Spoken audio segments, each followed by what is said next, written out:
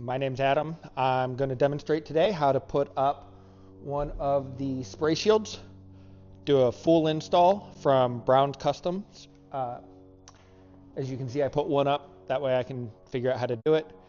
This isn't instructions, this is purely a demonstration. So first thing you're going to do, you're going to grab the track and you're going to grab the piece with the zipper on it.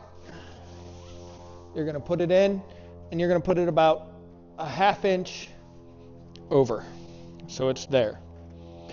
From that point, we're going to mark it, which I've already got it marked, and we're going to trim it because it's a little bit long. To trim it,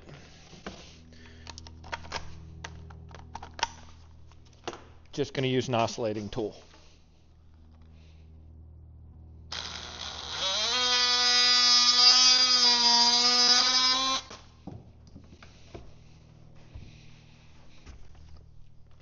The extra piece.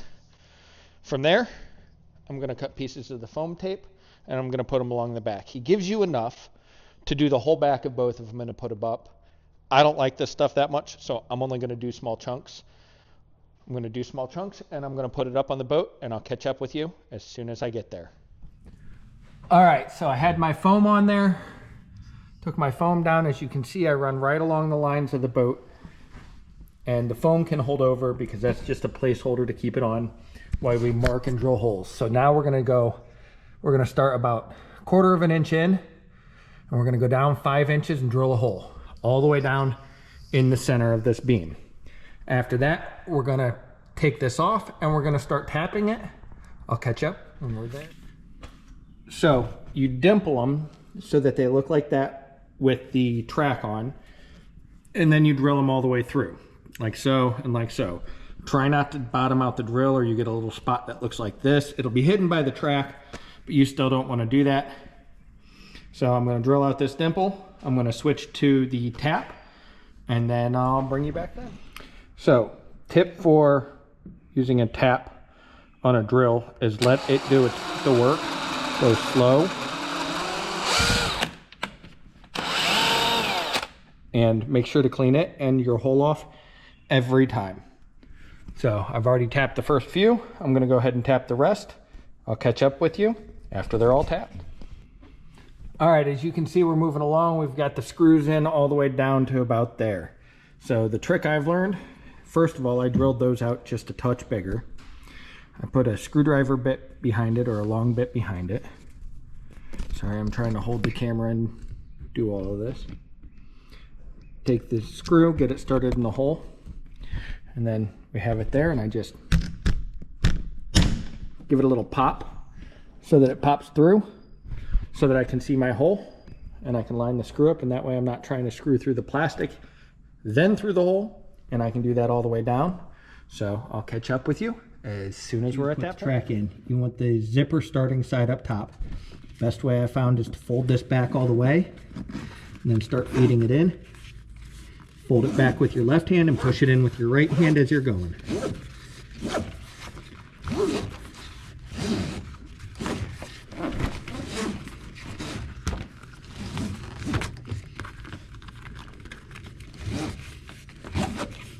And this is why we cut it a ½ inch, not flush, is so that it comes all the way through with as little issues as possible.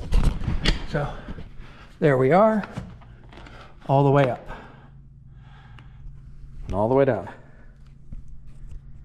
Now I'm gonna grab, I got a screw hanging out there, so I'm gonna have to pull that down and put that screw in because I didn't get that one in right. So here's where our progress is so far. Right along the front, this smoothed all back out and hid the zip line. So I'm gonna screw that screw in, and I'm gonna zip the gull wing on and just hang the far side from that rod holder up there. I'll catch up with you once I get that done.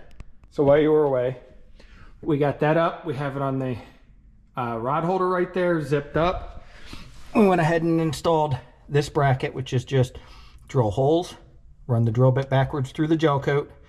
Once it's through the gel coat into the glass, hit the other way, put your screws in, feed that through, and clip it on. We also went ahead and mounted the through bolts up here. We'll go ahead and just clip that on. Now we're going to take this off and move it over so it tightens it out and tightens all this up. All right, so we have it clipped up top, on bottom.